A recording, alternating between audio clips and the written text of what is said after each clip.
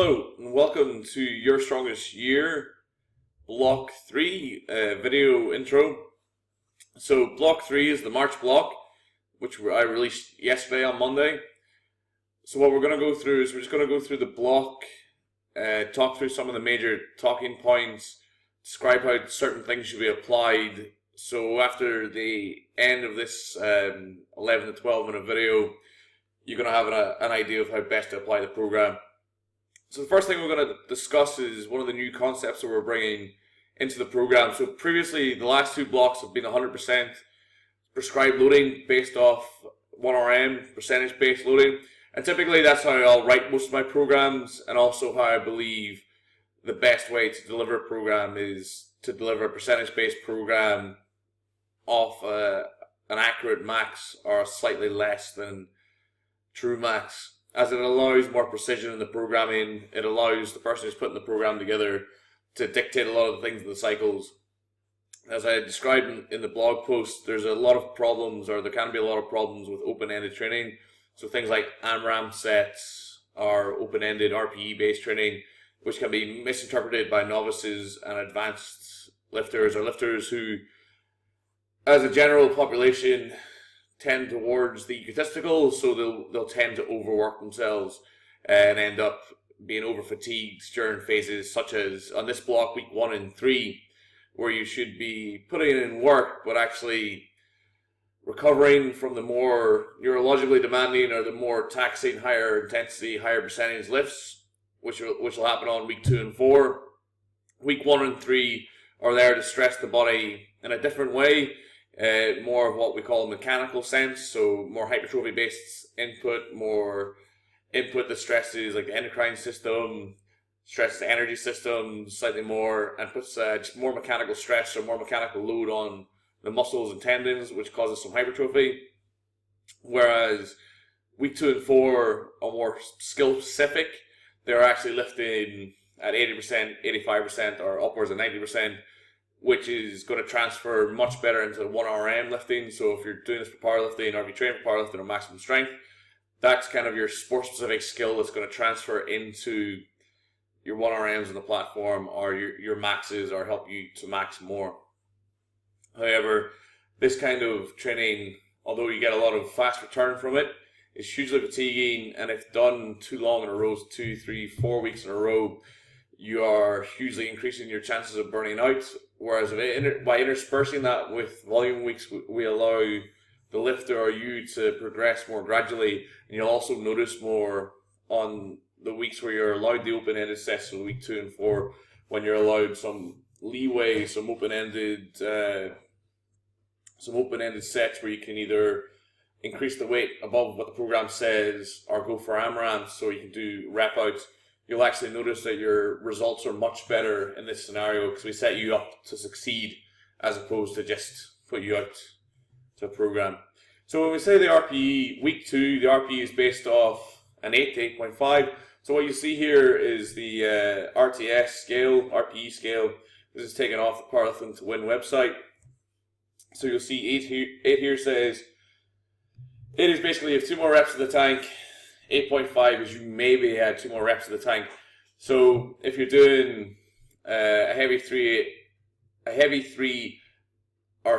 4 on week 2, and it's at RPE 8 to 8.5, it's a 5 sets of 40-80%. So chances are, now block 3 of the program, you probably could do 11 to 12 sets with, or 11 to 12 reps with that weight.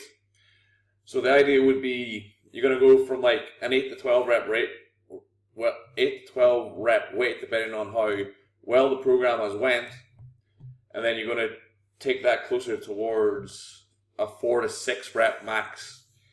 So let's say it's 5 sets of 4 on session 1 on squat, week 2. You do 140 on the program. So we'll set 1, 2, and 3 as is required in the program. Everything's going well, you've warmed up well, it feels incredibly light. Jump up to 150 on set 4, rate it, maybe, I probably could have done 3 more at that, probably could have done 7 of that. That would be an RPE of 7.5, or maybe a 7.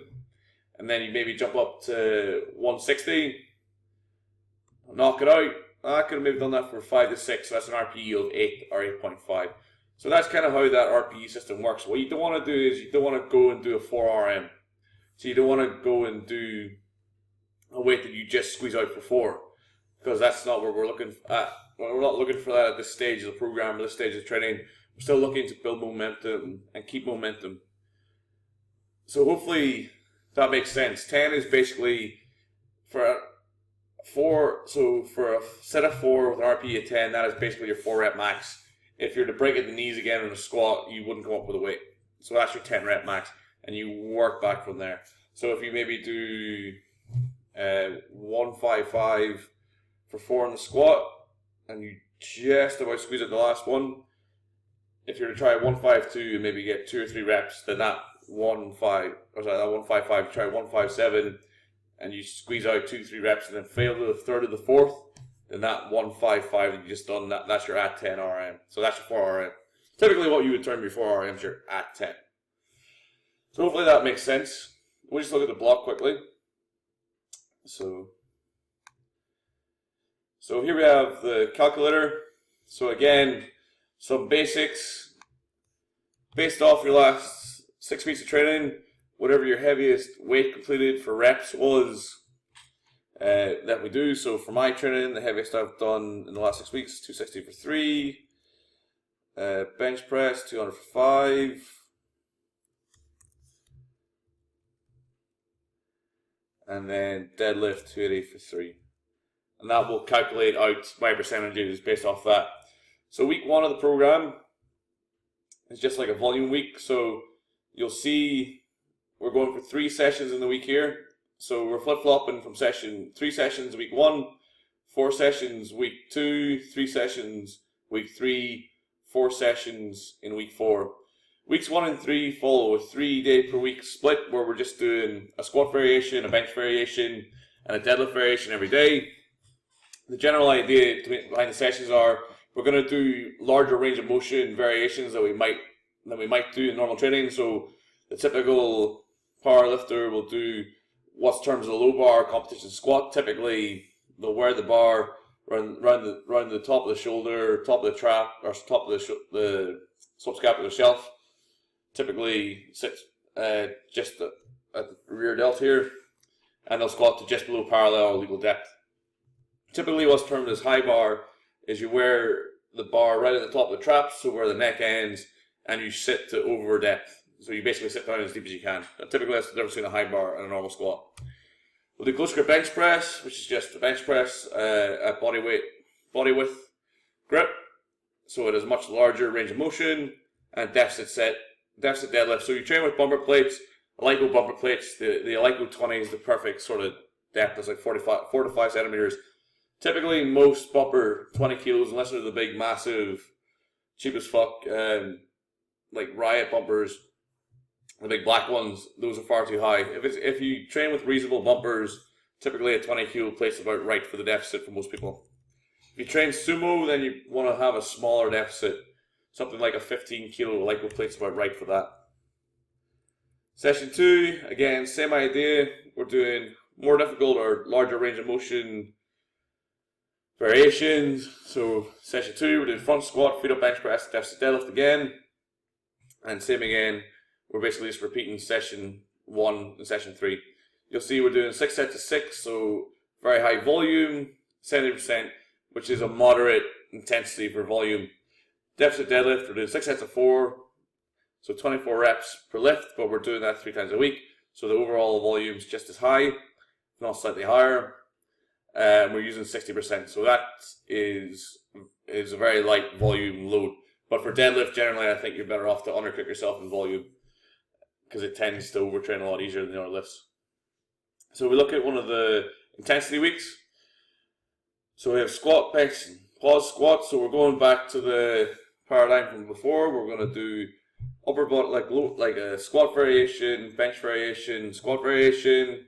Session 2, bench variation, deadlift variation, bench variation, and then repeat that pattern, but session 4 is weighted towards deadlift rather than weighted towards bench press. So we're going to do just your typical bench press, session 1 and 3. So we're going to do an RPE-based protocol. So the RPE-based protocol is the same for all lifts. you're going to do, guarantee that you do 3 sets of the volume load. So for me, I would do 3 sets of 4 at 180. And then on the last 2 sets, based off the RPE of 8 to 8.5, as we discussed beforehand, I am open to pump the weight. And I have 2 opportunities in the week to pump the weight. So you might find that on Monday, maybe squat and bench, squat's feeling great, so you pump it. Bench feels shit, so you don't. And you might find on the Thursday, squat doesn't feel great, but the bench feels fantastic, so you pump it up. So you're not duty bound to push the weight on this. You just have the opportunity to, if it's feeling good. The idea is we're not pushing the boat out for the sake of pushing the boat out. We're pushing the boat out to try and get the result, to try and get what we're looking for here. Same goes for deadlift, so on and so forth. Week 3, we're basically following the exact same pattern as week 1. However, we're doing 5 sets of 5, 75%, so lower volume, slightly higher intensity. And then on week 4, we're looking at the exact same week as we were on week 2, except we're now at 85% and 5 sets of 3, so the intensity is higher. And we're looking for an RPE of 9 to 9.5. So basically, we're looking close to 3 RM, like very close to 3 RM by the time we get here. So we're looking to push the boat out on week 3 compared to week 2. Okay, hopefully that explains some questions on the program. If you do have more questions you'd like answered, like for a Q&A session on any of the Your Strongest Year programs, any of the blocks, anything you want cleaned up or cleared up, anything you want explained, maybe any tutorials or some articles you'd like, some troubleshooting stuff released, please leave comments or send me an email at speedpowerperformance@gmail.com.